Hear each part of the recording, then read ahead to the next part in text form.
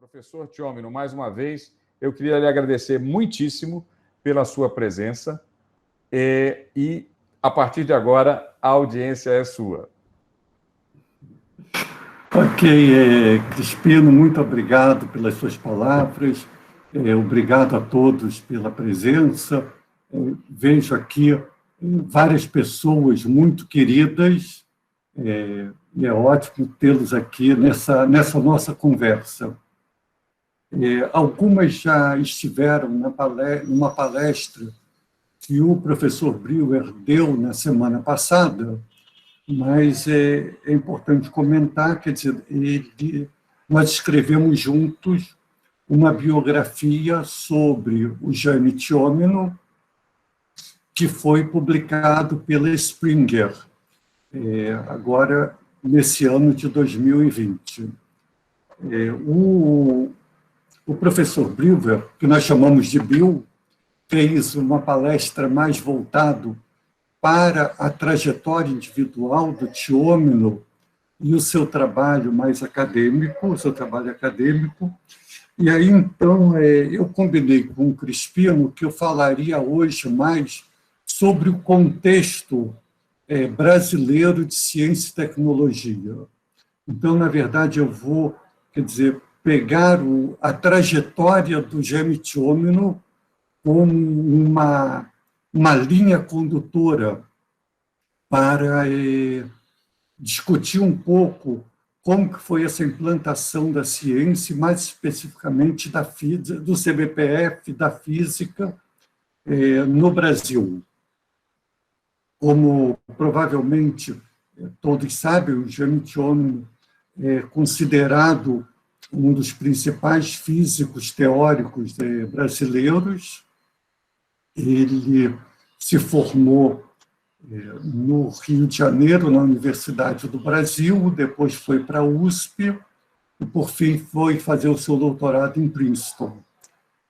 Ele é considerado, uma das pessoas-chave, uma das pessoas fundamentais na construção do que hoje nós chamamos do modelo padrão da física de partículas, ou seja, justamente o modelo que explica o núcleo dos átomos. E teve uma contribuição também importante na parte de teorias de campo e gravitação.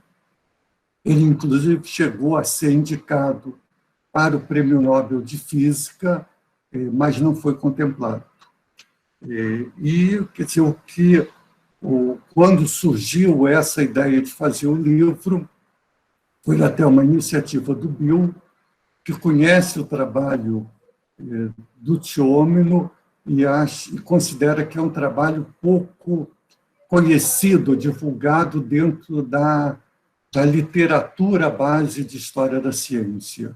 Que era importante, portanto, que esse papel dele na ciência fosse mais conhecido.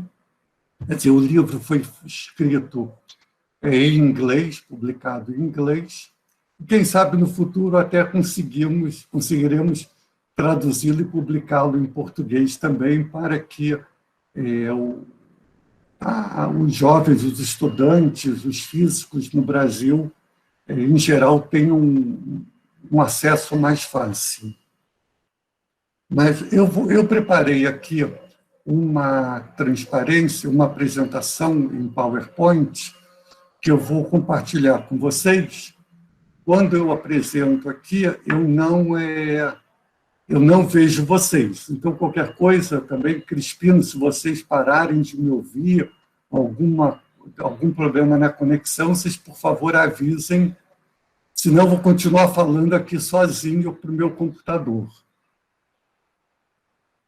Bom, então o título da nossa conversa aqui hoje é Jaime Tchomino e a Física no Brasil, o que é, talvez até para a gente entender um pouco esse contexto, principalmente pós Segunda Guerra, em que ele atuou mais fortemente, nós temos que levar em conta a tradição muito forte na ciência brasileira do positivismo. O que é o positivismo? Quer dizer, é uma ideia, isso nasceu principalmente com um físico francês, um engenheiro francês, Auguste Comte, que muito encantado na primeira metade do século XIX com a mecânica, ele concebeu, quer dizer, um curso, uma ideia de que ali estava na mecânica a base de todo o conhecimento. Essa ideia dele depois se estendeu ao longo da segunda metade do século XIX, levando a ideia de que, quer dizer, boa parte, primeiro, a mecânica poderia ser estendida para todas as áreas do conhecimento, a biologia, a fisiologia e mesmo a sociologia. E hoje nós vemos, por exemplo, até hoje mantemos termos como movimento das massas, forças políticas, que são derivadas da mecânica.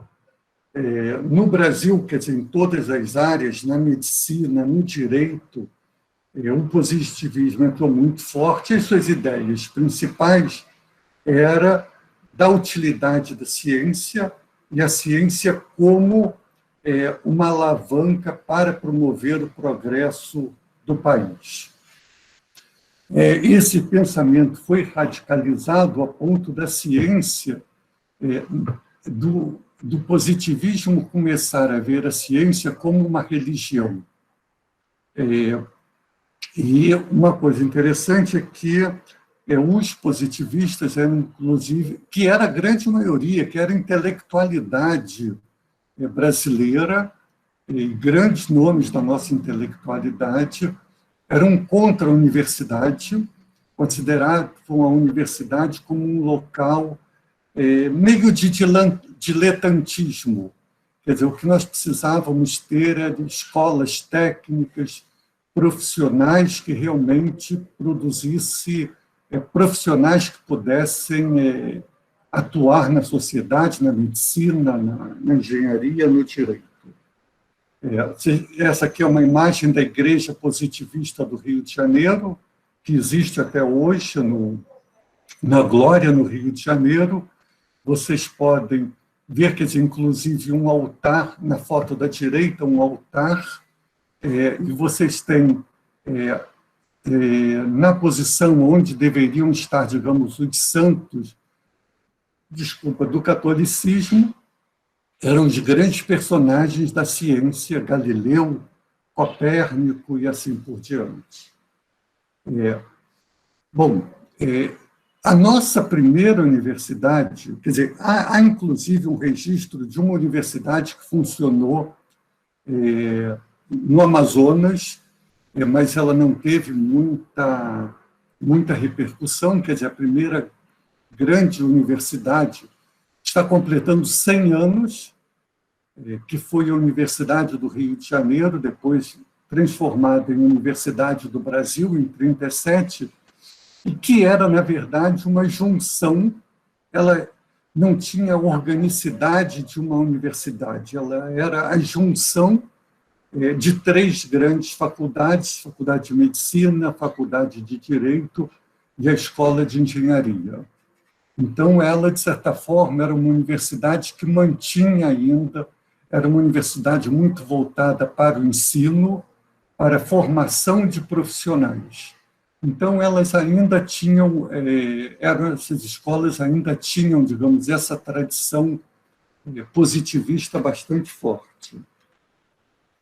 Mas começa, paralelamente, no início do século XX, reações ao positivismo.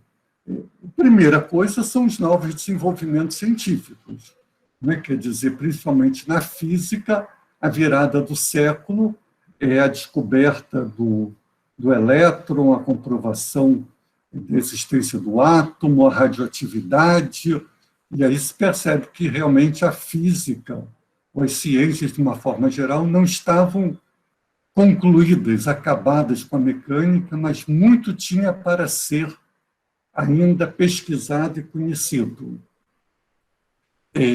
um movimento contra os dogmas positivistas, principalmente nas escolas politécnicas.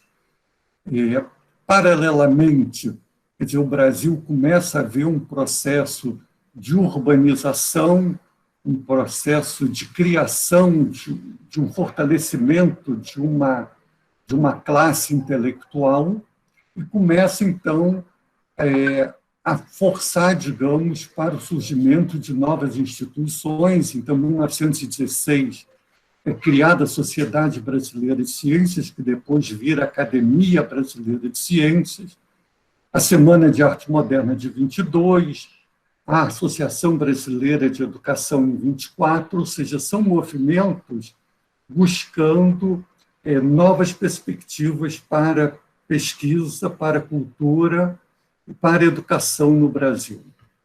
E isso culmina com a criação de duas grandes, nem grandes, mas duas importantes instituições, universidades, que é a USP, em 34, que tinha a Faculdade de Filosofia, Ciências e Letras como um núcleo, e a UDF, no ano seguinte, no Rio de Janeiro, então uma em São Paulo, outra no Rio, que tinha a Faculdade de Ciências também como um núcleo.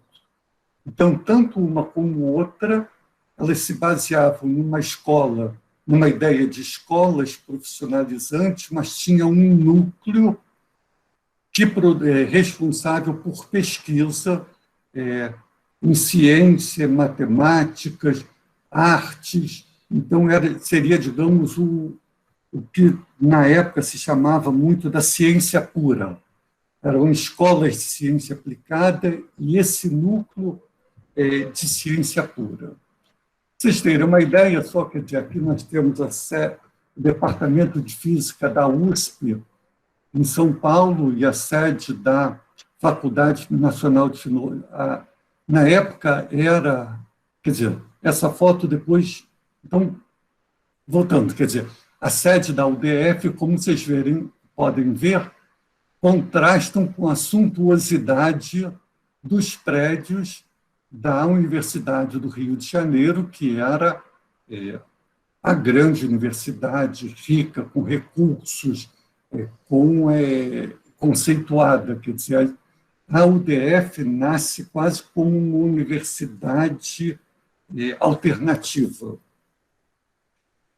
Na USP, eu acho que muitos de vocês, se não todos, conhecem a história. Quer dizer, o Teodoro Ramos vai à Europa, traz uma série de professores e pesquisadores europeus. O que é interessante é que eles eram escolhidos segundo a nacionalidade, ou seja, nós já estamos na década de 30, o início do nazifascismo na Europa, o Getúlio Vargas flertando com esse nazifascismo. Então, a elite paulista determinou ao Teodoro Ramos que professores das áreas humanistas, que, portanto, formariam, digamos, o caráter, os princípios, deveriam vir da França, ou, no máximo, da Inglaterra, mas, de forma alguma, da Alemanha ou da Itália. Da Alemanha viriam, basicamente, os cientistas naturais, pessoal de geologia, mineralogia, e da Itália, físicos e matemáticos. E o que é interessante é que esse modelo também é seguido na UDF,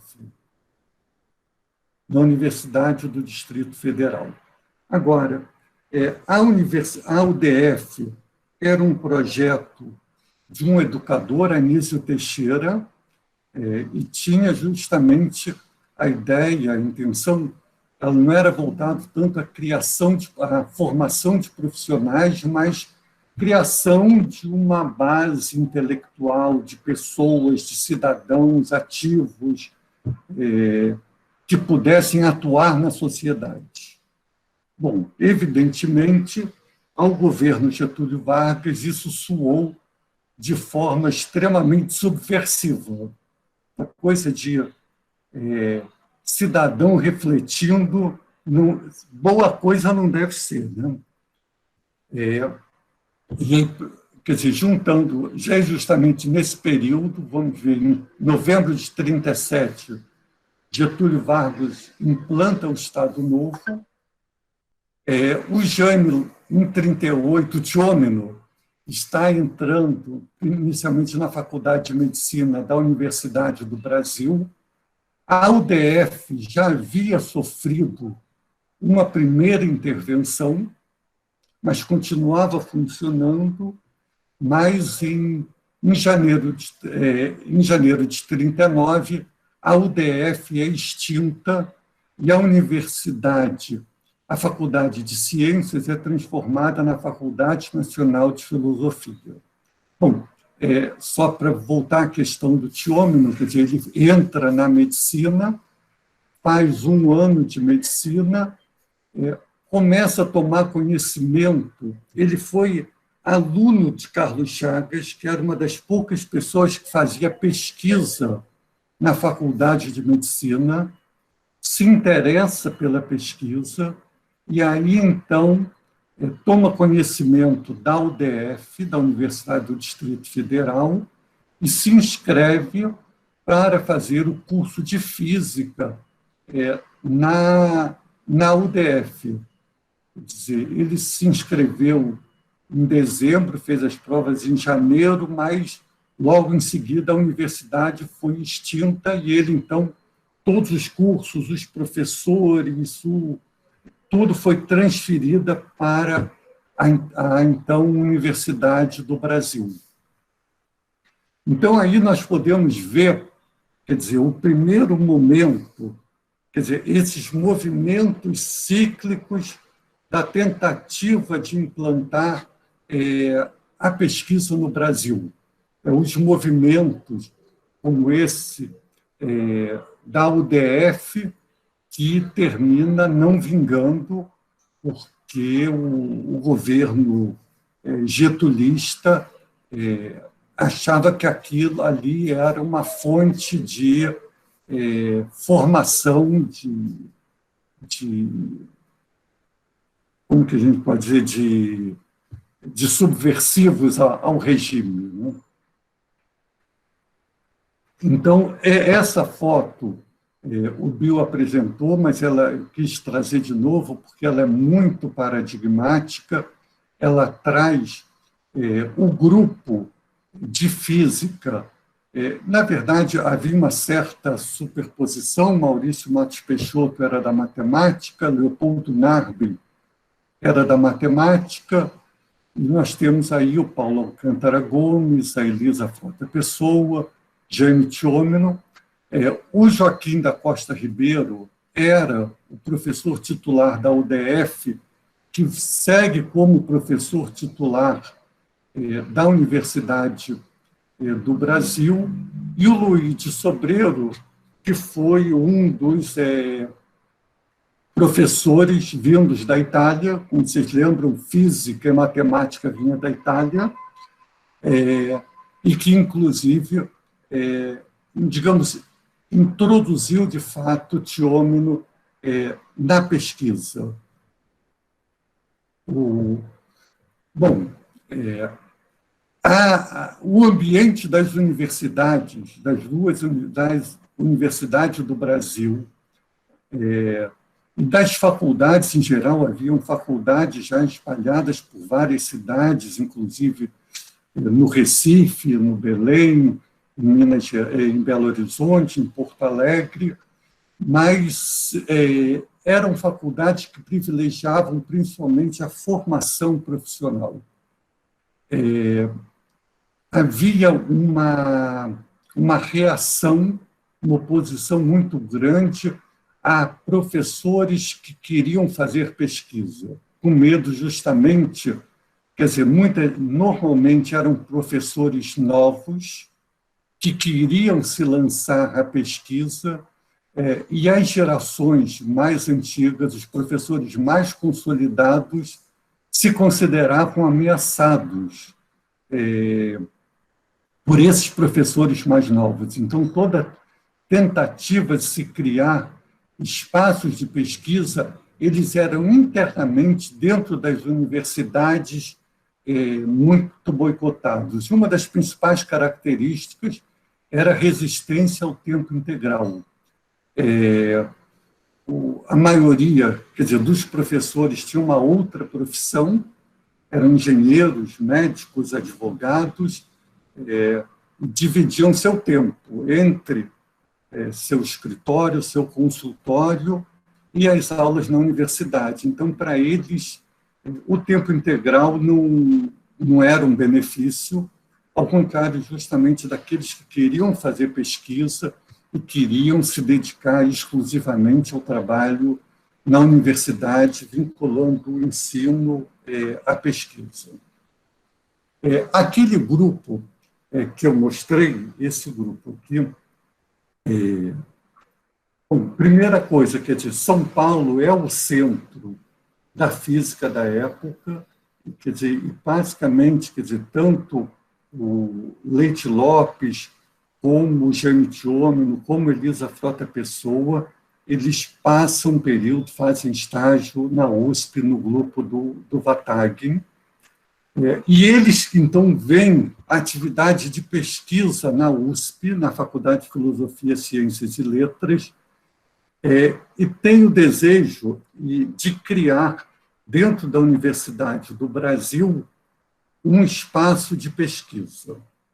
Eles não veem, não identificam a Faculdade Nacional de Filosofia, não abre esse espaço, e eles veem, havia sido criado, se eu não me engano, em 43, a Fundação Getúlio Vargas, ainda no governo Getúlio Vargas, para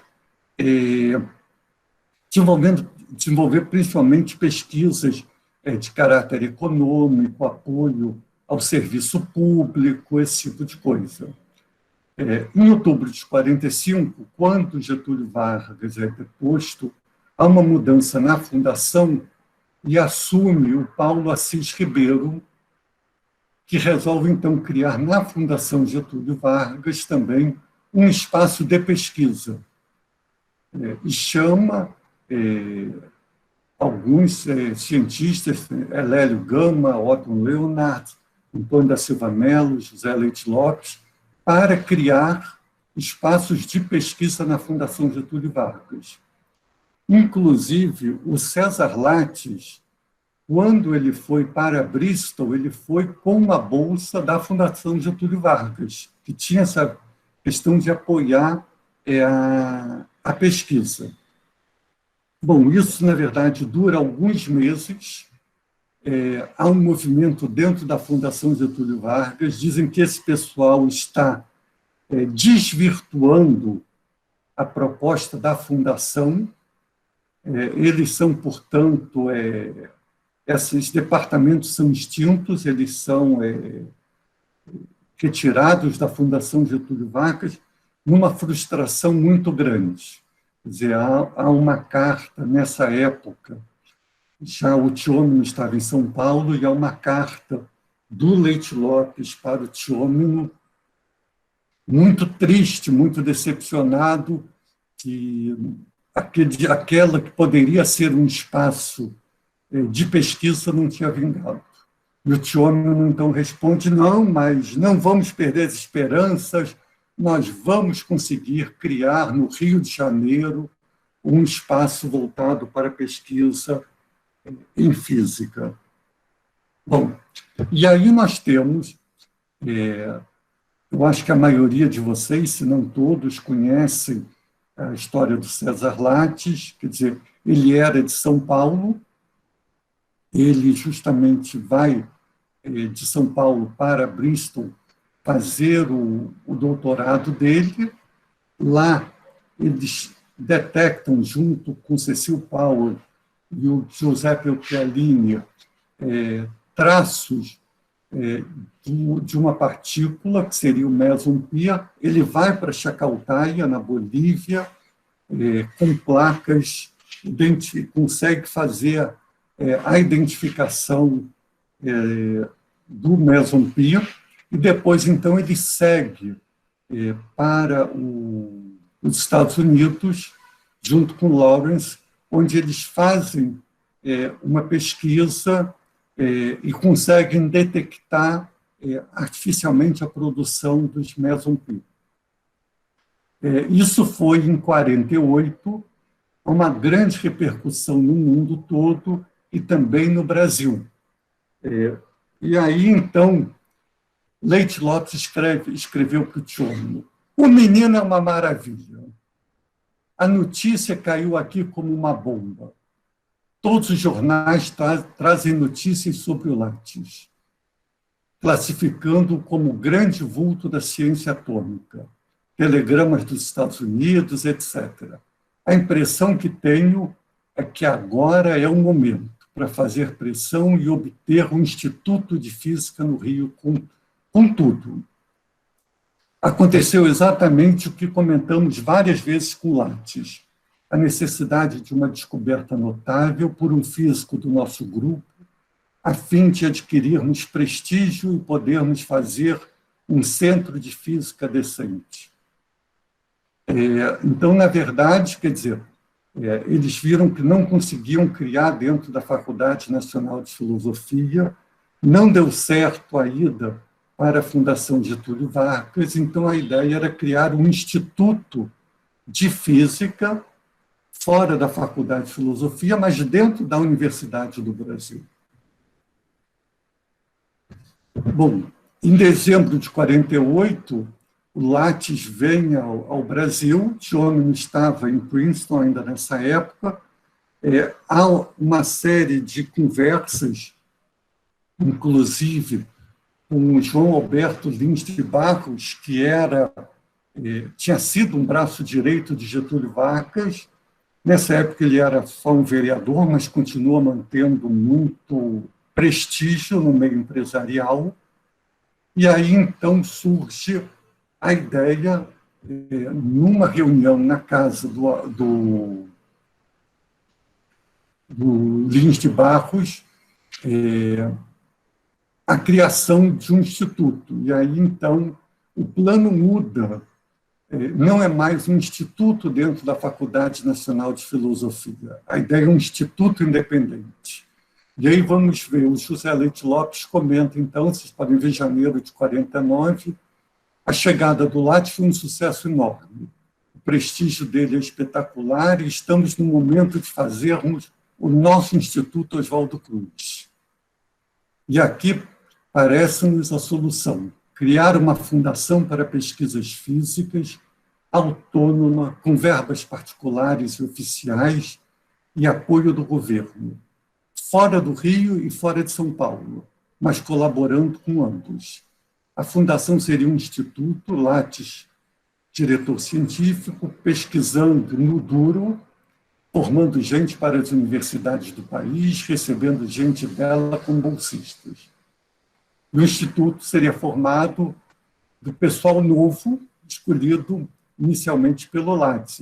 Ele, Tchômino, Walter Schutz, e no início ficaria somente no eixo Rio-São Paulo, nessa ideia para estimular novos centros também, gente indo lá e para cá.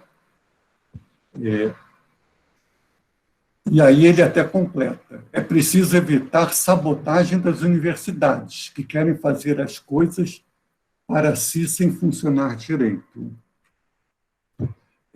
E aí, então, em janeiro de 1949, é criado o CBPF, numa junção muito interessante, num modelo que reúne 3 grupos com 3 interesses distintos.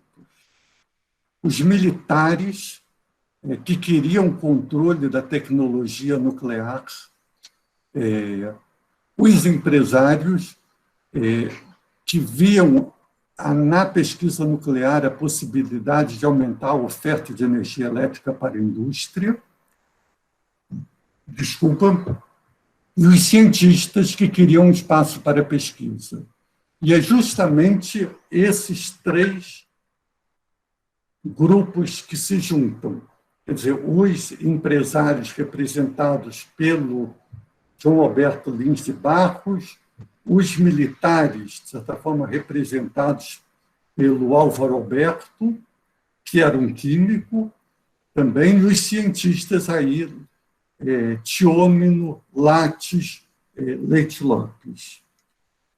Essa é uma foto, existe aquela foto padrão que está na entrada do CBPF, deles agachados, então resolvi trazer uma outra foto em que aparece o Leite Lopes, Lattes e Tiômino com o Cava e com o Schutz de São Paulo.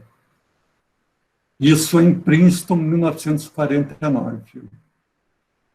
Aqui uma foto dele, ele retorna, e aí então ele resolve, ele já tinha um contato com Elisa Frota Pessoa, também física, e eles então resolvem se casar.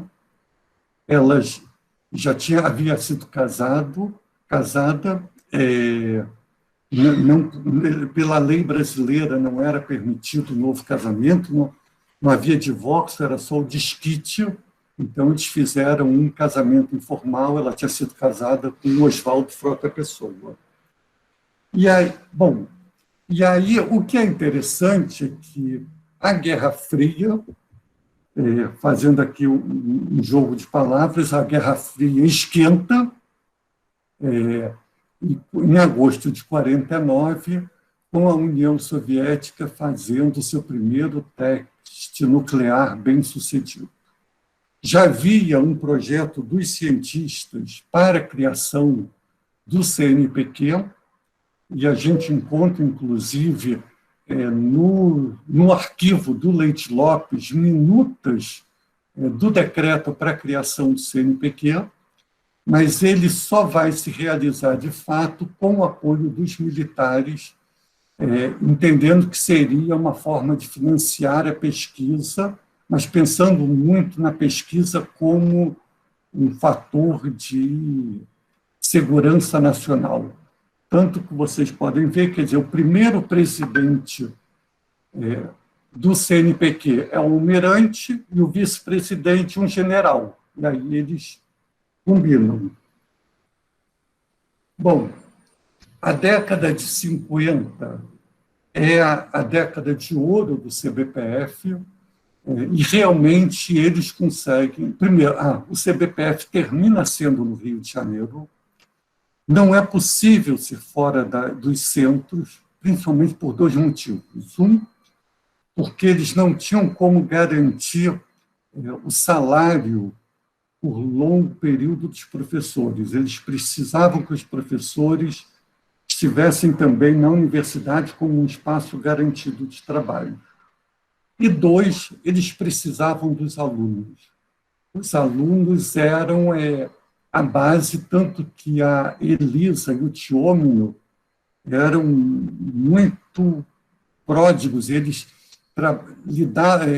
interagiam muito com os alunos, recebiam na sua casa. Elisa tinha um papel muito de dar apoio aos alunos que vinham de outros estados, e aí começaram a vir para o CBPF alunos de vários estados do país, então, Minas, Espírito Santo, Minas, Rio Grande do Sul, Pernambuco. Eles forneciam bolsas. A biblioteca passou a dar ênfase em revistas científicas. A biblioteca da Faculdade Nacional de Filosofia tinha poucas revistas, eles, inclusive, para buscar revistas em física, buscavam na biblioteca do Instituto Oswaldo Cruz. Foi criado o primeiro curso de pós-graduação, que, na verdade, não havia o curso. Até então, uma pessoa formada fazia um estudo, uma monografia, defendia e recebia o título de doutor. Eles instituem um curso de pós-graduação, e mais do que isso, quer dizer, começa a haver um trabalho de levar, os alunos faziam os 2 primeiros anos na universidade, e depois os melhores eram aproveitados como bolsistas no CBPF, enquanto também estudavam na universidade. E o CBPF, então, recebeu grandes nomes da ciência, da física internacional, muitos prêmios Nobel, e era realmente considerado um centro de referência. A ponto, isso é um relatório. O CBPF recebeu a visita de uma comissão internacional, uma comissão da Comissão Internacional de Energia Nuclear, e eles comentam no relatório sobre o CBPF que encontram-se cientistas fabulosos que gozam de prestígio não só nacional, mas internacional e, é claro, em suas áreas específicas, principalmente no campo teórico. Eles são provavelmente os mais eminentes cientistas na América Latina. Então, realmente, essa era, digamos, a situação do CBPF no início do século XX. No início da década de 60 do século XX, desculpem. Agora, isso começa a causar o que nós vimos, vocês lembram que nós comentamos que havia muito receio com relação à pesquisa e o espaço que a pesquisa podia ocupar nas universidades, roubando prestígio daqueles professores catedráticos. Então, a gente já vai ver no arquivo, isso nós encontramos no arquivo do DOPS. Vejam que é de 1960, portanto, não é anterior ao período da Revolução, ou do golpe de Estado, melhor dizendo, né? E aí é uma carta de denúncia. Isso depois foi para os arquivos do DOPS, e aí só um pequeno trecho, os elementos da chamada elite científica do corpo comunista da Universidade do Brasil estão ligados à Faculdade Nacional de Filosofia, como membros dos seus quadros docentes e discentes, ou como membros vinculados por convicções ideológicas, todos na mesma linha da ação subversiva. São geralmente recrutados nos setores curriculares da matemática pura, da física e da química, ramos científicos que sofreram grandes avanços e que empolgam os sovietes. Então, vocês veem, quer dizer, justamente essas áreas, que são essas áreas novas, como a matemática, a física ou a química, elas causam, para aqueles professores mais tradicionais, principalmente da engenharia, um desconforto. As expressões exponenciais desse grupo ocupam posições de destaque na esfera de ensino oficial, manipulam vultuosas verbas, distribuem bolsas de estudos no país e no estrangeiro, organizam centros de estudo, contratam professores de fora para ministrarem cursos e conferências. Na verdade, isso é verdade. Eles faziam tudo isso, mas não para agradar os sovietes, mas pela pesquisa no Brasil.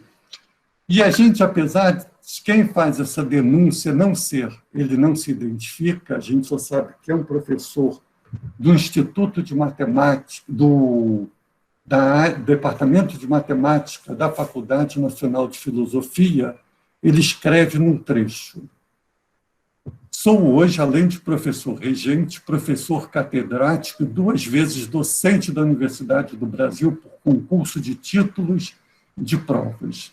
Situação que grande parte dos mentores comunistas do destino da nossa cultura universitária não desfruta. Pois bem, nunca recebi um convite para os cursos e conferências que o CNPq, por intermédio do CBPF, o INPA, assim como encontrei dificuldades para frequentar suas bibliotecas e jamais recebi as suas publicações. Ok?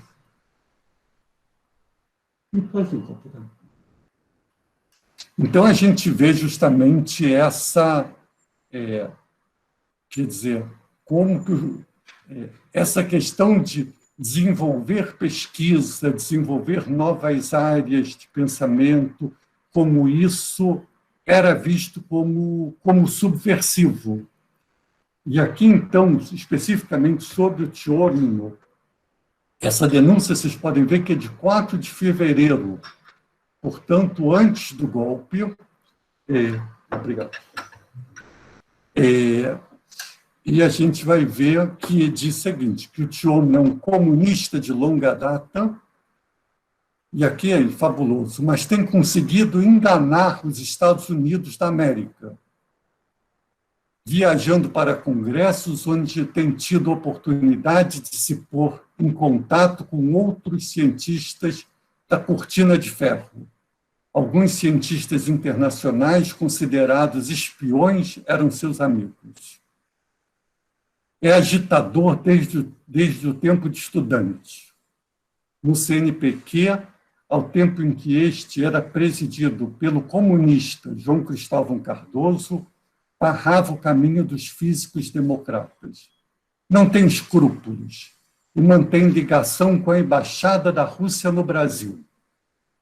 Domina a comissão supervisora do curso de Física da Faculdade Nacional de Filosofia.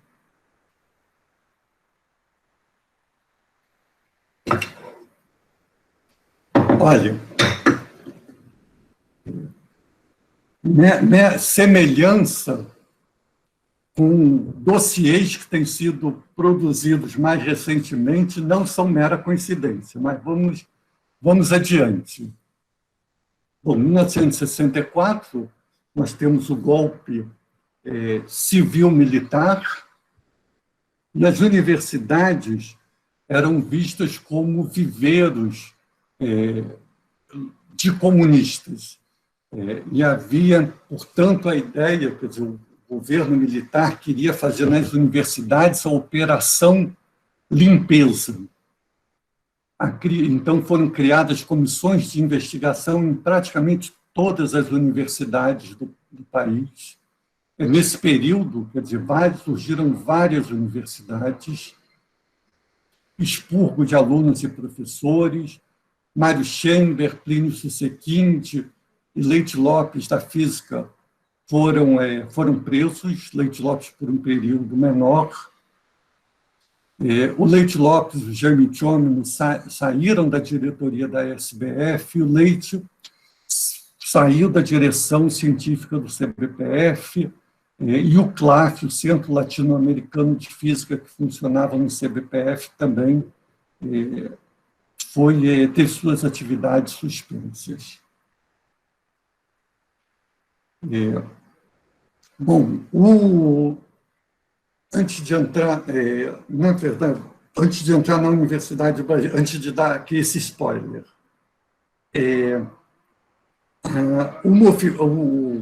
o governo militar, ele não tem uma constância, uma homogeneidade na sua forma de agir. Ele trabalha em termos de ondas. Então, em 64, ele teve um período de muita repressão. Em 65, ele dá uma diminuída. Depois, ele tem uma nova repressão no final de 65, início de 66. Mas 67 e 68 começa a liberar, e muitos cientistas, inclusive o Leite Lopes, que estavam fora, começam a retornar ao Brasil. Nesse período de 67, 68, havia expectativa de que a ditadura militar terminaria com os movimentos de rua em 68. Na verdade, o que acontece no final de 68 é um endurecimento muito grande e a publicação do AI-5, e aí começa realmente um período muito mais forte de repressão, repressão, violências, assassinatos, censura, e aquilo que a gente conhece. Mas, quer dizer, a Universidade de Brasília Brasília foi criada em 1960. E quem foi chamado para desenvolver o projeto da universidade era Anísio Teixeira. O Anísio Teixeira, aquele da UDF, Darcy Ribeiro, que havia sido, inclusive, presidente do CBPF. E o CBPF, nessa época, início da década de 60, o CBPF começa a passar por uma crise financeira muito séria, tem dificuldade de se sustentar,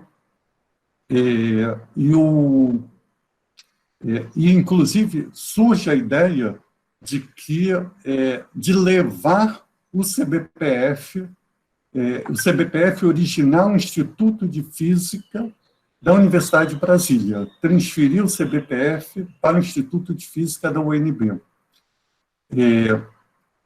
O Roberto Salmeron assume uma função importante de coordenador dos institutos centrais e chama, então, o Tiômino e a Elisa, que vão para lá, mas na expectativa de que outros pesquisadores do CBPF iriam em seguida para o...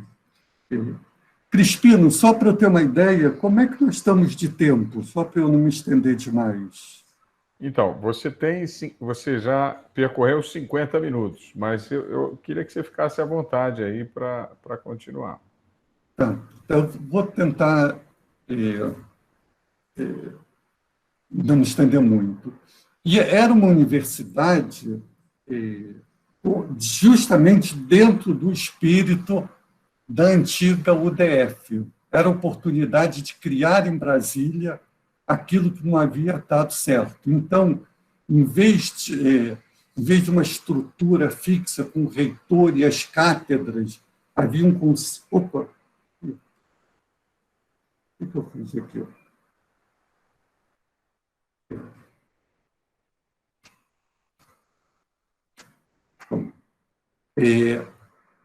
Havia já esse modelo dos departamentos, havia uns conselhos, havia um conselho de administração. Novamente, a ideia de você ter institutos centrais, junto com escolas profissionalizantes. Então, haviam 8 institutos centrais, eram artes, letras, humanidades, biologia, geociências, matemática, física e química,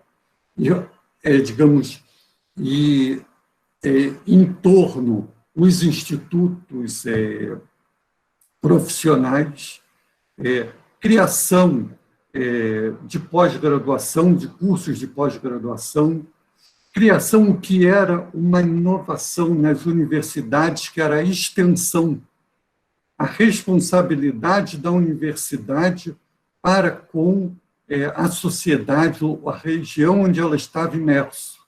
Então, a Universidade de Brasília, ela começa a fazer cursos para a população, concertos, teatro, ou seja, o que hoje é comum nas universidades era muito pouco realizado na grande maioria das universidades, e começa na Universidade de Brasília.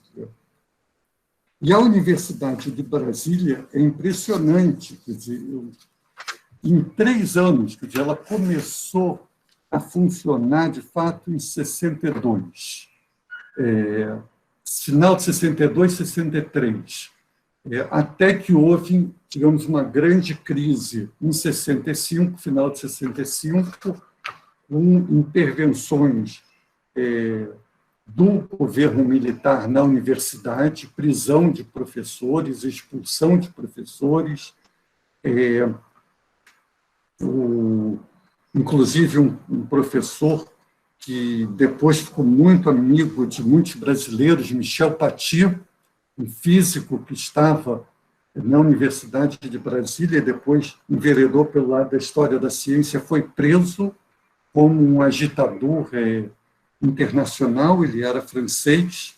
E o que é interessante, quer dizer, como a Universidade de Brasília era, assim, para uma espécie de um grande sonho que estava se realizando. O nosso amigo, inclusive o José Maria Bassalo, tio do Crispino, foi para Brasília, ele era assistente do Roberto Salmeron e aluno de pós-graduação em Brasília. O Marcelo Gomes, que está nos assistindo aqui, o Lima, que está nos assistindo, foram com esse grupo para Brasília. Depois, se quiserem, inclusive, falar um pouco sobre isso, mas os relatos que a gente encontra são impressionantes, como um grupo pequeno implantou, principalmente na física, em um ano, um curso completo de 4 anos, eram 3 professores sênior, o Salmeron Tchômeno e a Elisa Frota Pessoa. E os assistentes e os alunos, em que os alunos mais avançados eram monitores dos alunos iniciantes, conseguiram locais para eles ficarem. Para vocês terem uma ideia dos números da UNB nos 3 primeiros anos, ela criou 19 cursos de graduação, tinha 1.600 estudantes, tinha 156 alunos de pós-graduação, produziu 31 mestrados e 6 teses de doutorado. Ou seja, era sim uma coisa, e chamou, claro, a atenção de universidades, instituições, Unesco, instituições de apoio à pesquisa em vários países.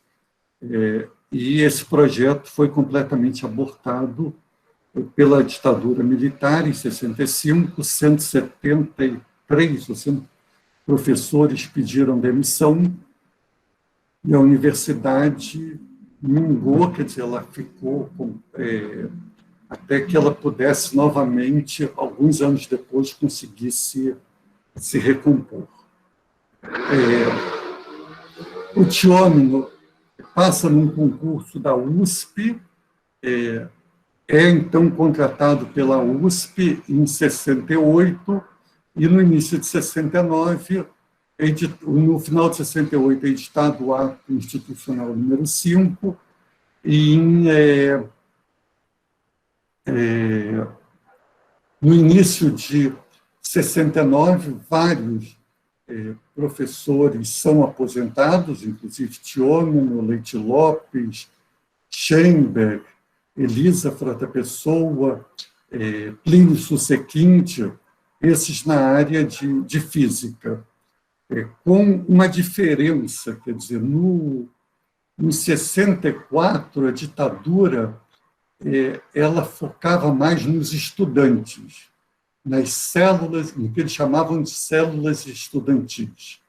Em 69, a ditadura começou a focar nos professores, nos líderes. Eles entendiam que os líderes dos grupos de pesquisa eram, na verdade, líderes políticos dos alunos. Eu vou seguir um pouco, quer dizer, o Tchômeno e a Elisa retornam para o CBPF e aí então são demitidos. Os dois ficam muito deprimidos com a situação. Depois eles vão para Princeton. Eu não vou contar os detalhes, senão vai se alongar muito. Depois fica alguns anos na PUC, todos os dois ficam alguns anos na PUC, a Elisa com uma bolsa e o Tchômeno contratado, até que começa o movimento pela anistia, em 1979. Agora, as universidades exigiam uma série de... em 74, extinta, o CBPF entra numa crise muito grande, sem condições de se manter, ele é extinto e é criado um Instituto de Pesquisa Público vinculado ao CNPq. E o que acontece? A lei da anistia permitia que as universidades chamassem os professores de volta, mas esses professores tinham que solicitar ser reintegrados e a universidade, então, analisaria se ela concordaria com a reintegração. A maioria deles, ou grande parte, não aceitou ser reintegrado.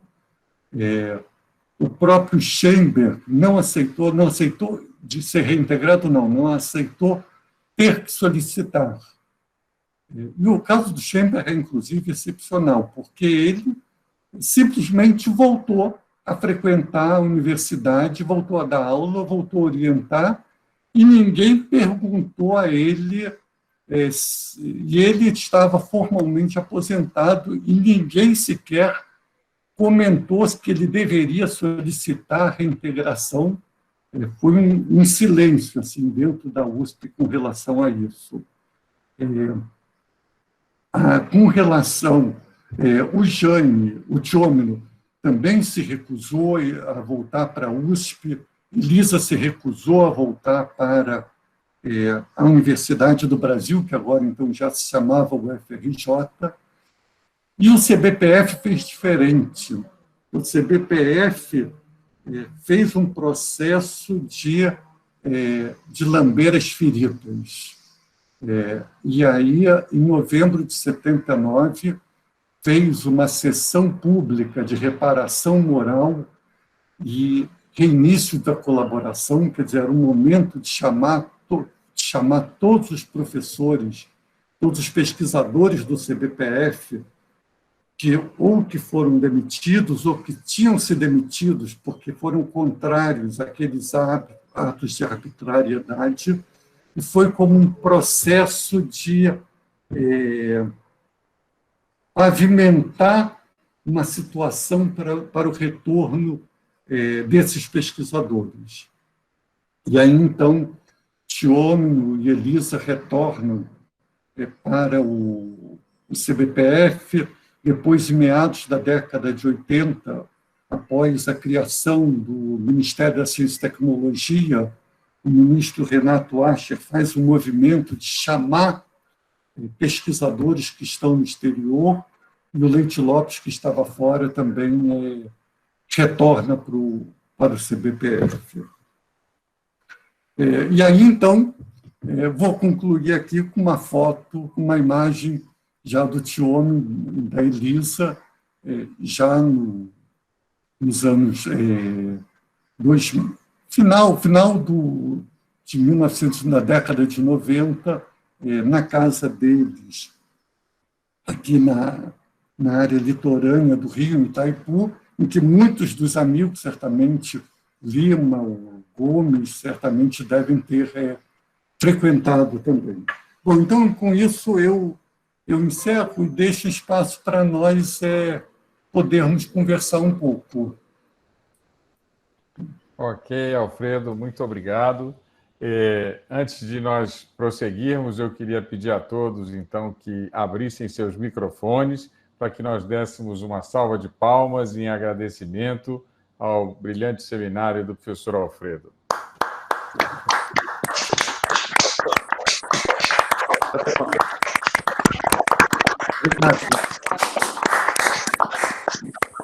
Então, as perguntas e as inscrições para perguntas podem ser feitas pelo chat, né? As pessoas que quiserem se manifestar, seja com perguntas ou com comentários, por favor, escrevam no chat, ou sua pergunta e comentário, ou simplesmente eu gostaria de fazer uma pergunta, eu gostaria de fazer um comentário, então será dada a palavra para quem se inscrever.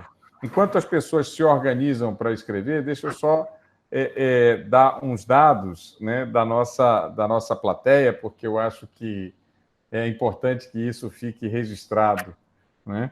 Então, aqui nós temos mais de 30 participantes de diferentes regiões do país, né, da região norte, com o estado do Pará, obviamente, da região nordeste, com o estado do Pernambuco, sudeste, com São Paulo, Rio de Janeiro, o sul, região sul, com o estado do Paraná, e assim por diante.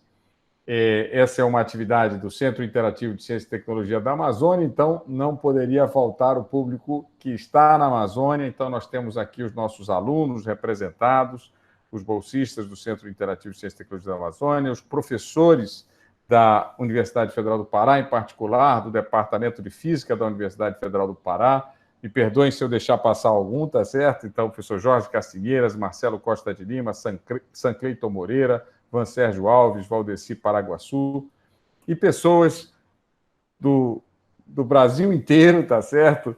Né, que têm relação com essa história profissional, pessoal, como, por exemplo, Carlos Alberto Lima, Marcelo Otávio Caminha Gomes, Miriná Lima, Nelson Studa, Rubem Rosenthal, Sônia Frota Pessoa e Silvia Tomasquim. Então, meus agradecimentos a essa audiência maravilhosa.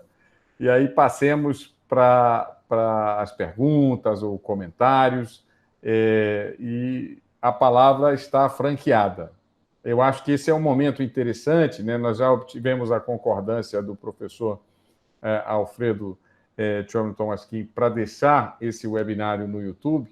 Então, assim, esses registros, esses depoimentos, esses comentários que os senhores e as senhoras venham a fazer, eu acho que serão extremamente valiosos, não é, para essa geração de brasileiros, não é, que poderá, inclusive, conhecer detalhes dessa história muito interessante, não é, que faz parte da história da nossa ciência, através dos comentários de vocês.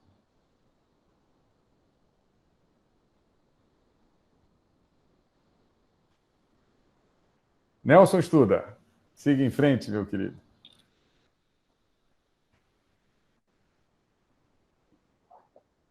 Boa tarde a todos. Eu queria, antes de mais nada, agradecer ao Alfredo por esse claro e estimulante seminário em que deu essa visão muito interessante, né, do contexto de Jaime Thiome, desses grandes pioneiros da pesquisa em física no Brasil. E eu quero, novamente, de público agora, para o professor Alfredo Tomasquim não fugir da raia de ele e o Bill, permita-me a expressão, escreverem um artigo comemorativo do centenário do professor Thiome para a Revista Brasileira de Ensino de Física.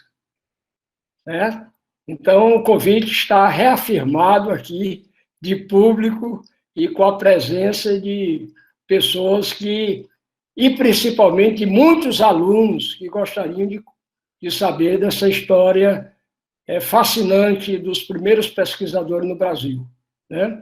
Eu, inclusive, né, vou pedir licença aqui ao Crispini, a você, Alfredo, para afirmar aqui o meu interesse de que essa história da física no Brasil chegue principalmente ao nosso professor de física, né? Porque vai ser ele que vai dizer para as futuras gerações sobre essa história que é tão recente, né, do Brasil, sobre a física no Brasil. Então, eu já há tempos editava uma seção na revista Física da Escola, que é dirigida aos professores do ensino médio, e que se chamava Notas da História da Física no Brasil. Então, lá tem principalmente artigos muito interessantes do Ildeu, que todos nós conhecemos, sobre fatos interessantes, né? Desde o Pierre Couplet, na Paraíba, né? E de todo esse pessoal que contribuiu, de alguma maneira, para fomentar algum tipo de ciência no Brasil, principalmente na área de física. Então, muito obrigado a você, mais uma vez, por essa ótima palestra, e eu convido a todos os colegas que estão aqui assistindo, que se tiverem os seus depoimentos, etc., mande para mim, que eu publico da Física da Escola, porque é lá que a gente vai formar a futura geração uma futura geração consciente já de sua história no Brasil. Muito obrigado. Obrigado a você, Nelson. Bom, aceito o convite mediante mais de 30 testemunhas, então realmente não tenho nem como escapar dessa agora. Mas com muito prazer. Isso.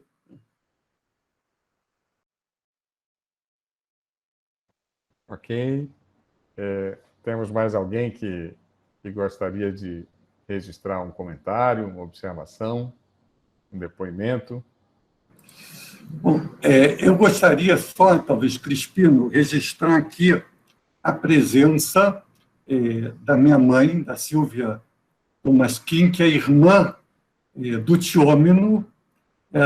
São 5 irmãos, quer dizer, 4 são falecidos, ela que está aqui conosco, e nos ajudou muito na elaboração do livro, indicando material, localizando fontes, relendo os textos e criticando, enfim, ajudou muito. E também a Sônia Frota Pessoa, filha da Elisa, que também foi fundamental. Sônia escarafunchou os arquivos, os documentos da Elisa e do Jaime, do Tiômino,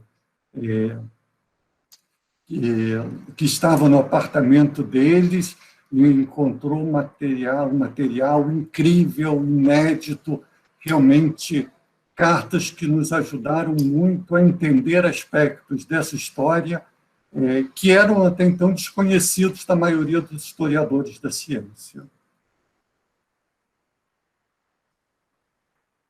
Ok. Muito obrigado, Nelson, pelo seu comentário e pelo seu convite. Certamente, com esse convite, você prestou um grande serviço para a história da ciência no Brasil. E obrigado, obviamente, Alfredo, por aceitar e por registrar. Eu já havia falado, mas você fez de uma maneira toda especial, não é, o registro dessas pessoas que hoje abrilhantam esse nosso encontro, esse webinário seu. Alguém quer fazer mais algum registro? Nós temos aqui uma pergunta do Marcelo Costa de Lima, que é professor aqui da Universidade Federal do Pará, e que ele pergunta: Álvaro Alberto era, ele próprio, pessoa ligada à geração dos anos de 1920, os politécnicos. Que ponte podemos fazer da geração de Lattes, Tiômino, Leite e aquela de Morizzi, etc. Marcelo, você quer complementar, quer falar você mesmo, explicar um pouquinho mais, ou você está satisfeito com a leitura? Então, Alfredo, acho que você pode responder. Na verdade, eles começam... O Álvaro Alberto é um pouco mais velho, ele a idade dele era entre o Morizzi já era bem mais velho, foi diretor do Observatório Nacional, e ele era da Escola Politécnica, e foi o primeiro presidente da Academia Brasileira de Ciências. Mas ele ainda, quer dizer, representava muito, digamos, dessa visão mais operacional, mais utilitária da ciência. Já o Álvaro Alberto, que era um químico, e estava mais novo, estava muito antenado com as novas teorias, as novas descobertas que estavam surgindo na química no início do século XX, principalmente década de 20, década de 30. Então, apesar dele ser, digamos, um almirante, ele ser da área militar, ele tinha uma formação acadêmica, ele não chegou a desenvolver um trabalho de pesquisa em si, mas ele teve um papel fundamental nessa articulação, nessa aproximação entre os militares e, digamos, a nova geração de pesquisadores. Por que negamos... Então, bom, muito bem. Obrigado. Obrigado. Eu não sei se era essa questão que o Marcelo colocou, né? Marcelo tinha feito. Às vezes a pessoa não liga o áudio porque tem interferência de som e tal, mas, Marcelo, se você a qualquer momento você pode ligar seu áudio, seu vídeo e conversar com a gente. Agora, só talvez um complemento, quer dizer, eu acho que esses processos eles não são lineares, né? Quer dizer, eles são confluências de forças, eles são movimentos.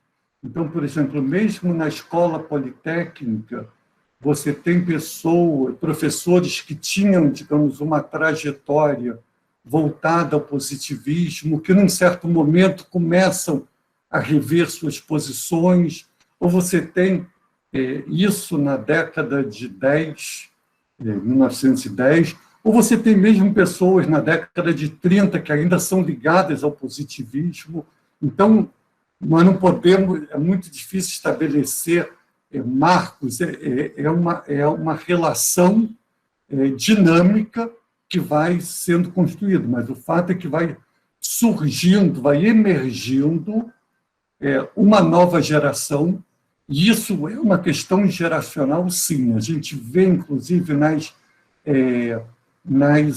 nos depoimentos, como vai surgindo uma geração, Amoroso Costa, Roberto Marinho de Azevedo, Teodoro Ramos, que vão criando esse espaço dentro da engenharia que vai propiciar que depois surjam Leite Lopes, Tiômino. Então, eles têm um papel fundamental, digamos, na construção dessa estrutura que vai permitir que essa nova geração apareça.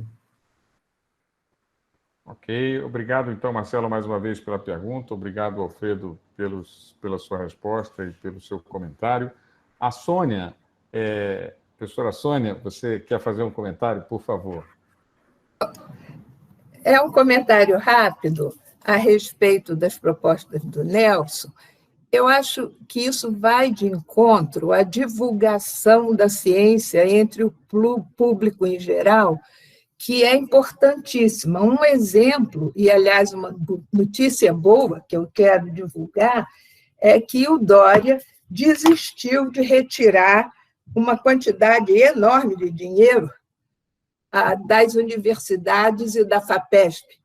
E isso eu tenho certeza que só foi conseguido por pressão da sociedade, porque o paulista tem o maior orgulho da sua ciência e da sua tecnologia. Está diminuindo, já foi maior, mas ainda foi o suficiente, e eu pensei que não fosse, para derrubar essa lei indecente que ia acabar com as universidades e com a FAPESP, que é um exemplo de instituição, uma das melhores que nós temos, né? Então, é só esse comentário. Eu acho que a divulgação da importância da nossa ciência para o público em geral é mais fundamental do que nunca. Sônia, muito obrigado. Perfeito. É interessante, nós fizemos algum tempo atrás, na década de 80 até, e depois ela foi continuada, uma pesquisa chamada O que o brasileiro pensa da ciência. Depois o Ministério deu sequência e fez uma segunda, terceira edição, quarta, se não me engano foram 4 no total, e até foi possível montar uma espécie de uma série histórica comparando. E a gente vê que os brasileiros conhecem muito pouco os cientistas, né? Quer dizer, um número muito pequeno consegue citar algum nome, e os nomes mais citados eram Oswaldo Cruz, Carlos Chagas, e uma pequena quantidade César Lattes. Mas, por exemplo, dos pesquisadores, dos cientistas mais novos, não conheciam. Eu acho até que, nesse sentido, talvez essa pandemia esteja colocando mais a ciência, nesse sentido, em evidência, né? A gente vê realmente pesquisadores, mais na área das ciências biomédicas, mas realmente frequentando a televisão no horário nobre, muitos seguidores nas redes sociais. Então, talvez até a gente identifique mais adiante, quem sabe, na próxima edição do que o brasileiro pensa da ciência, talvez a gente tenha números um pouco diferentes. Ok, mais uma vez, então, muito obrigado, Sônia, pelo seu comentário, obrigado, Alfredo. Acho que você já leu um pouquinho aqui o chat e já tentou meio que antecipar e incluir no seu comentário assim, sobre o que foi colocado aqui de uma geração mais jovem, né? Porque negamos, ou, por outro lado, porque não valorizamos devidamente os nossos grandes cientistas, né? Essa é a pergunta do Marcos Ribeiro.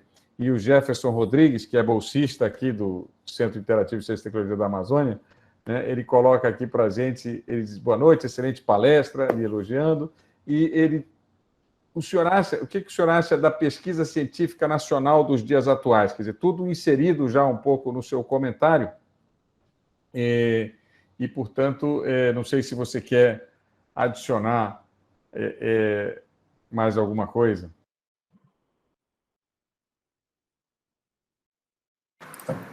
Não, quer dizer, eu acho, que a gente talvez seja uma autocrítica que nós, pesquisadores, precisamos fazer, que a gente termina escrevendo muito para nós mesmos, né? E publicando em revistas que muitas vezes ficam muito restritas. Quer dizer, o trabalho que o Nelson faz com a revista de ensino de física é fundamental para os professores, e eu acho que é importante, quer dizer, justamente conseguir utilizar linguagens e meios que cheguem à população mais ampla. Quer dizer, eu acho que a nossa ciência é muito recente, né? Quer dizer, não preciso nem falar da Europa, das universidades do século XIII. A Argentina já tinha universidade no século XVIII, 1700 e pouco tinha universidade na Argentina. A nossa primeira universidade é de 1920. Então, quer dizer, é uma ciência recente, mas que que produziu resultados muito significativos, né? Eu acho que realmente falta ser melhor conhecida nas escolas. Eu acho até mesmo, quer dizer, eu fiquei surpreso que os meus filhos, na escola, já estudaram, isso já tem algum tempo que eles estudaram na escola, mas eles estudaram Revolta na Vacina. E eu lembro que na minha época de escola, não se estudava Revolta da Vacina. Pelo menos isso foi algo muito forte no Rio de Janeiro. E eu acho que é algo que se conseguiu, aos poucos, até ser colocado no currículo escolar, e hoje se fala nas escolas sobre Oswaldo Cruz, sobre a questão da vacinação, isso no início do século XX. Com relação à ciência hoje, eu diria que nós estamos sob ataque, né, em todos os sentidos, né, tanto em termos financeiros como esse movimento de descrédito da ciência, né, que é muito forte, muitas vezes estimulado por lideranças políticas, por grandes nomes. Por grandes pessoas que têm, não são grandes nomes, desculpa, mas pessoas que têm muita influência junto à população, melhor dizendo, né? E que defendem ideias e contradizem muito do que é dito hoje pela ciência. Então, quer dizer, não só a questão do aquecimento global, da questão dos remédios contra remédios no tratamento para o coronavírus, até mesmo a questão da Terra plana. O Nelson estuda a história da ciência, ele sabe que a Terra não é plana desde pelo menos 2000 antes de Cristo, que a Terra já não era plana. Mas, enfim, eu acho que são momentos, eu acho que esse é um momento, talvez, é um momento de resistência. É um momento de resistência, a gente vê, quer dizer, elementos como a gente comentou, essa questão de produção de listas contra professores, cerceamento da liberdade de ensino, ou tentativa de tentar transformar o ensino como uma forma, como se estivesse encaminhando mal os nossos jovens e os professores tivessem que ser tutelados, uma pesquisa que é contestada. Enfim, isso nós estamos vendo, não sei, talvez a gente descubra que a história ela tem um certo ciclo, e nós estamos passando por um período meio negro, né, em termos desse ciclo. Vamos torcer para que melhore rapidamente. Ok, muito obrigado, então, Alfredo. Muito obrigado, Marcos e Jefferson, por suas perguntas. Eu tenho mais uma pergunta aqui registrada, que a Ana Laura gostaria de fazer. Ana Laura, você quer ligar o seu microfone e fazer a pergunta? Olá, boa noite a todos. Eu me chamo Ana Laura. Bem, eu tenho uma pergunta referente ao contexto histórico que se trata da palestra, né? Eu queria saber qual foi o motivo, por exemplo, por que a produção científica ela se tornou mais viabilizada depois da ditadura, porque mesmo antes da ditadura, os cientistas eles não eram incentivados a produzir ciência, né? Não tinham incentivo a produzir ciência, porque, como o senhor falou, tinha mais produção para o mercado de trabalho do que para produzir para a universidade. Então, o que mudou com o final da ditadura para os novos regimes?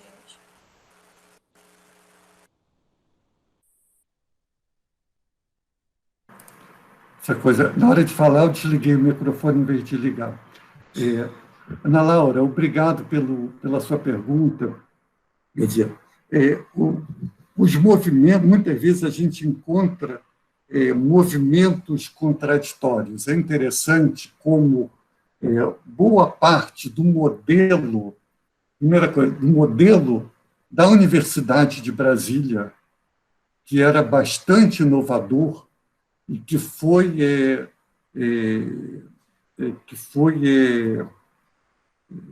pressionado pela ditadura militar, ela começou a se implantar em boa parte das universidades a partir da reforma universitária de 1968, no meio da ditadura. Então, a mesma ditadura que agiu contra a UNB, que tinha essa linha mais inovadora, a partir de 68, instituiu, de uma forma, diga-se de passagem, extremamente caótica, mas, quer dizer, terminou com o sistema de cátedra, instituiu o sistema de departamento, instituiu os conselhos, criou a FINEP, e colocou muito recurso na FINEP para promover a ciência, criou a Unicamp. Então, quer dizer, a mesma ciência que, por um lado, a mesma ciência não, os mesmos governantes que, por um lado, aposentaram e expulsaram do país boa parte da sua liderança acadêmica, por outro, faziam um movimento de investir na ciência. Eu acho que, em grande parte, isso até era uma forma de dar uma resposta, dizer, olha, nós não somos contra a ciência, nós somos só contra os comunistas, não é? Aqueles que são os comunistas, no sentido de dizer, olha, nós apoiamos as universidades, olha, aí estamos apoiando a Unicamp, estamos investindo recursos no Plano Nacional de Desenvolvimento Científico e Tecnológico, o PNDCT. Então, a gente tem, quer dizer, esses movimentos, a ditadura, se por um lado foi muito ruim para a ciência por alijar boa parte das suas lideranças, por outro lado, ela foi muito boa para a ciência, no sentido de colocar muitos recursos e propiciar uma infraestrutura importante de pesquisa que foi se consolidando depois, quer dizer, a CAPES foi instituindo toda essa normativa que nós temos dos cursos de pós-graduação, esse tipo de coisa que foi sendo construído aos poucos, mas essas dualidades elas estão presentes, né? Quer dizer, justamente nós tivemos um período complicado para a ciência após o término da ditadura, aquele período Sarney, Collor, foram períodos muito ruins para a ciência. Isso nós tivemos, na verdade, uma nova melhoria a partir, principalmente, dos anos 2000, quando houve um investimento muito grande, tivemos a presença do Sérgio Rezende como ministro, e foi um período realmente de ouro para a ciência no Brasil. Não sei se Ana Laura, se eu respondi a sua pergunta. Sim, professor, respondeu. Obrigada. Obrigado, então, Ana Laura, pela sua pergunta. Obrigado, Alfredo, pela sua resposta. Eu acho que nós já estamos nos aproximando aqui do encerramento. Se alguém, por favor, quiser registrar mais um comentário, uma observação. Professor Nelson. Eu vou aproveitar já o encerramento para que o Alfredo assim, me esclareça um ponto ou me mate uma curiosidade.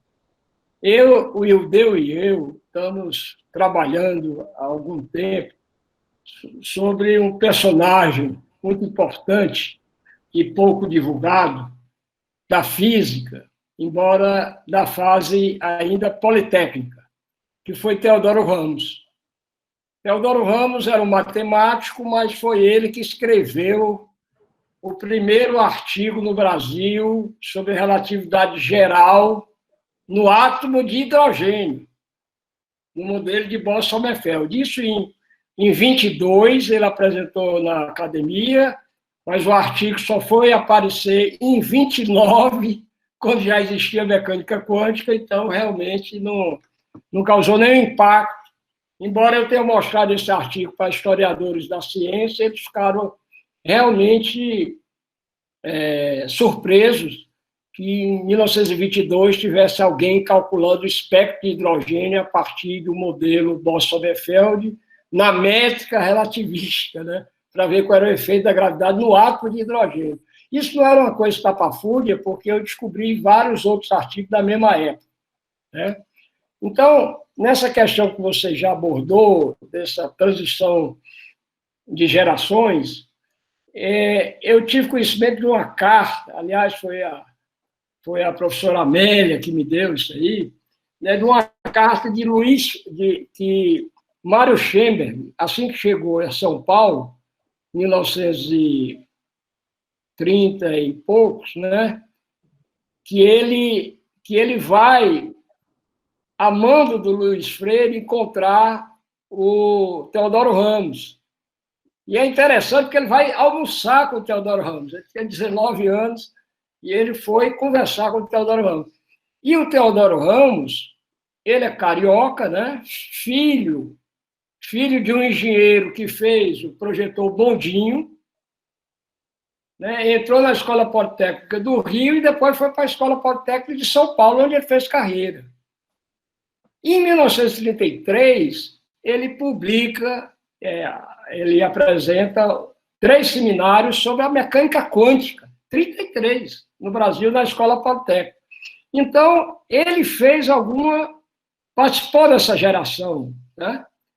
Em 34, ele cria, 33 ele dá, 34 ele cria a Faculdade de Filosofia e Ciências e Letras. Você sabe de alguma aproximação dele, carioca, com a física, que se fazia no Rio de Janeiro nessa época, na Faculdade Nacional de Filosofia ou da... Não, nessa época não. Quer dizer, tem textos, artigos dele, material. Ele faz parte daquele movimento, ele é aluno da Politécnica, se torna professor, e ele faz parte do movimento na Politécnica do Rio contra a tradição positivista.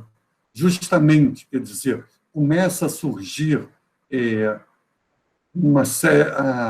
a teoria da relatividade, começa a surgir mecânica quântica, começa a surgir radioatividade, e os professores mais antigos não tinham interesse, porque a ciência está estabelecida, a mecânica e essas coisas aí são especulações.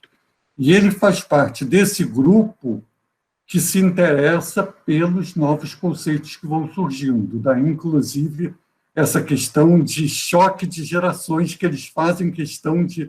Eles marcam isso, eles dizem, nós somos de uma outra geração. Ele, o Amoroso Costa, Roberto Marinho de Azevedo, eles dizem isso.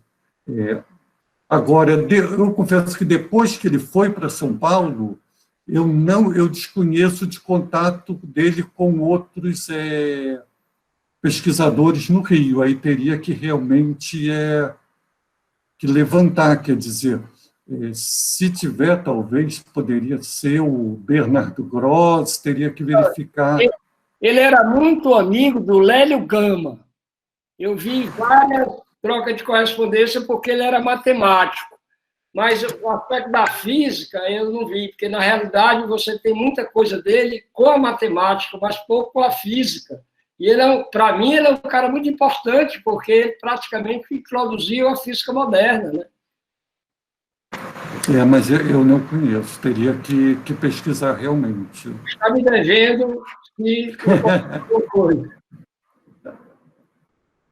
Ok, muito obrigado, Nelson, por essa sua pergunta, pela sua resposta, Alfredo. Eu queria, antes de finalizar, assim, fiquei me contendo aqui, quem me conhece sabe que eu gosto de falar e perguntar, né? Mas pelo menos deixar aqui o meu depoimento, né? Quer dizer, da minha história pessoal com relação à ciência do Jaime Thiômino. É claro que eu ouvia, enquanto o Bassalo, né, meu tio, né, e ele sempre contou muitas histórias sobre o Thiômino, sobre Leite Lopes, né, sobre César Lattes, enfim, mas ele conviveu ali uma época com o Thiômino e contava as histórias. E ele era o professor de eletromagnetismo, né, um curso de eletromagnetismo, salvo engano, que ele fez com o professor Jaime Thiômino, né? E isso assim era um pesquisador brasileiro, um professor brasileiro, né, que eu conhecia dessas histórias do meu tio. E aí eu entrei nessa área de gravitação como estudante de mestrado e doutorado, e lá no meio do meu doutorado eu comecei a me interessar por um problema que era um problema de emissão de radiação na vizinhança de buracos negros.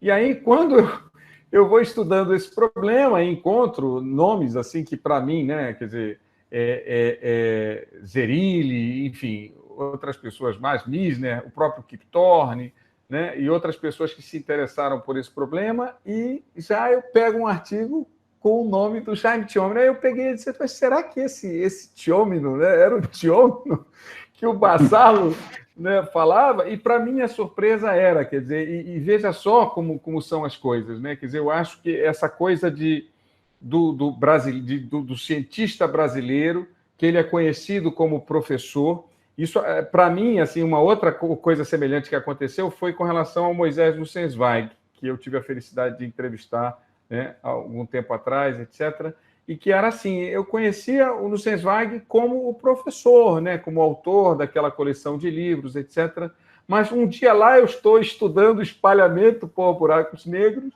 né, e aí a gente estuda o efeito Glória em buracos negros, e quem é a referência, não é, internacional de efeito Glória, de espalhamento da luz, né? Lá estão os trabalhos de Moisés Nussensweig.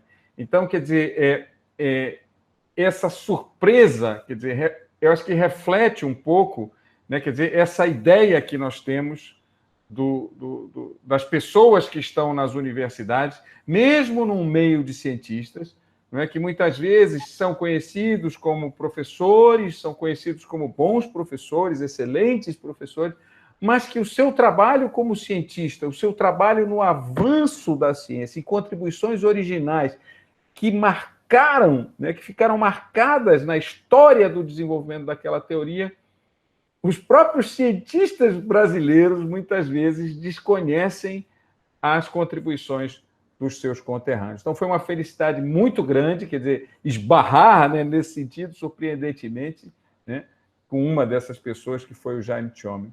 Então, assim, é só para deixar esse depoimento pessoal que vai ao encontro das coisas que foram ditas aqui.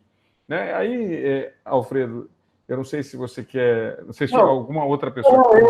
Eu quero só lhe interromper, Crispino, já que você falou do seu tio, queridíssimo Bassalo, eu queria anunciar que há um artigo muito interessante da Revista Brasileira de Ensino de Física, do seu tio e do Olival, que foram em fundo nos arquivos do Wheeler e publicaram o trabalho na Revista Brasileira de Ensino de Física da interação do Wheeler com o Tchomel através de suas cartas. Então, para o público em geral...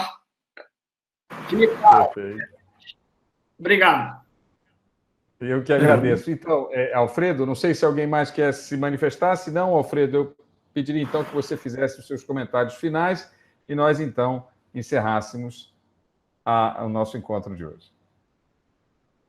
Quer dizer, eu quero mais uma vez agradecer ao Crispino o convite, fiquei muito honrado, a presença de todos aqui, que é uma plateia extremamente seleta, me deixa muito feliz, e a oportunidade de poder conversar um pouco sobre esse trabalho, esse livro. Na verdade, ele foi lançado, ele não foi nem lançado, ele foi publicado no início da pandemia, e aí nós íamos fazer um lançamento, não fizemos, e ele terminou... Nós ficamos aguardando que a pandemia passasse logo para podermos fazer o lançamento e ainda não conseguimos. Mas, então, quer dizer, para mim foi uma oportunidade muito, muito boa, muito querida poder vir aqui compartilhar algumas das ideias ali presentes. Perfeito. Muito obrigado, então, Alfredo. Eu peço a todos que liguem novamente seus microfones para nós encerrarmos, então, com uma salva de palmas para o professor Alfredo em agradecimento à sua excelente palestra. Muito obrigado.